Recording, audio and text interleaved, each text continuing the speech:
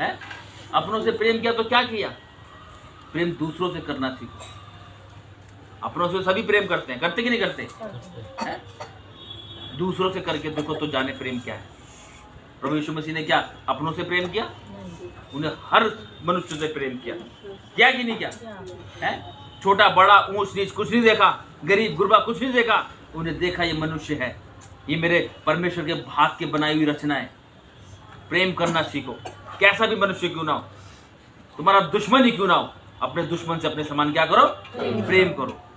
अगर वो मुसीबत में उसकी हेल्प करो, क्योंकि तुम उसके सर पर क्या करोगे? आग के अंगारे डालोगे। हालेलुया। आज लेकिन ये बात होती ही नहीं। क्या होती है? नहीं है। और क्योंकि प्रभु की आंखें धर्मियों पर लगी रहेगी, क्योंकि प्रभु की आंखें धर्मियों पर लगी रहेगी और उसके कान उनकी विनती की ओर लगे रहते हैं। देखिए, सिर्फ धर्मियों की बात, धर्मियों की प्रार्थना के लिए कह रहा परमेश्वर, कह रहा है क्योंकि प्रभु की आंखें किस पे लगी रहती है? धर्मियों पे लगी रहती है। अगर आप धर्मी हैं तो परमेश्वर की आंखें आपके ऊपर लगी रहेगी और आपको परमेश्वर हर मुसीबत में, हर परेशानी में बचाएगा। जैसे उस बहन ने भी गवाही दी कि मैं वहाँ पे नंबर नहीं लग रहा था तो किसी का फोन आया तो उसको जय मसीह की बोला, बस है जय मसीह की बोला तो देखो परमेश्वर ने सारा काम उसका क्या कर दिया। तो उसके अंदर परमेश्वर ने देखा। कितने संडे हुए आपको आते हुए?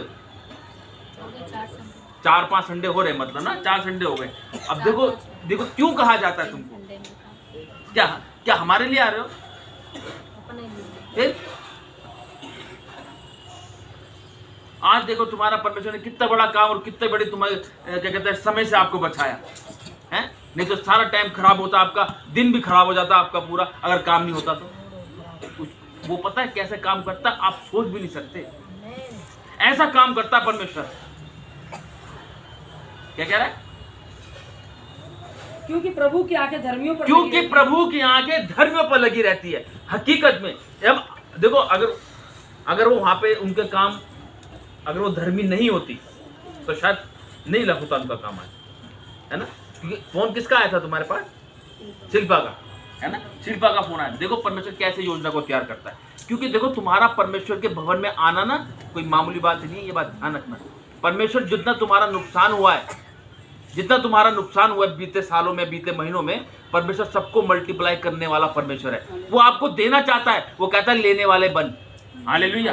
अभी वो आपको चिता रहा है। ये छोटी सी गवाही नहीं है आपके जीवन के अंदर, ये बहुत बड़ी गवाही है।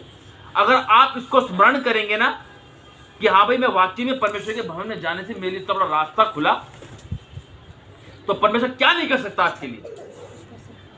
वो सब कुछ कर सकता है। तभी कह रहा है परमेश्वर की आंखें धर्मियों पर लगी रहती है। धर्मी बनो बस, ठीक है? और उसके कान उनकी विनती की ओर लगे और उनके कान उनकी विनती की ओर लगे रहते हैं। परंतु प्रभु बुराई करने वालों को विमुख रहता है। देखा, बस बुराई मत करना, बुराई मत करना किसी की भी। अगर कोई कर रहा है तो बोलने दो, कोई दिक्कत नहीं है, आप मत करो, ठीक है? और यदि तुम भलाई करने के लिए उत्तेजित रहो तो तुम्हारी बुराई करने वाला फिर कौन है? देखा, जब हम भलाई करने में आगे रहेंगे, हर किसी की भलाई करेंगे, हर किसी के बारे में सोचेंगे, तो क्या है कोई व्यक्ति जो तुम्हारी बुराई करे? न्यू और कहेंगे यार वो आदमी बहुत अच्छा है, यार वो औरत बहुत अच्छी है, बड़ी दयावंत है यार वो, है? कौन है वो? अरे मसीह में मानते हो। अच्छा, ऐसे होते मसीह लोग। हालेलुया। और यदि तुम धर्म के कारण दुख भी उठाओ तो धन्य हो। क्या कह रहा है? धन्य कह रहा है। देखो, धर्म के कारण अगर कोई इंसान दुख उठाता ना तो उसको धन्य कह रहा परमेश्वर। और पर लोगों के डराने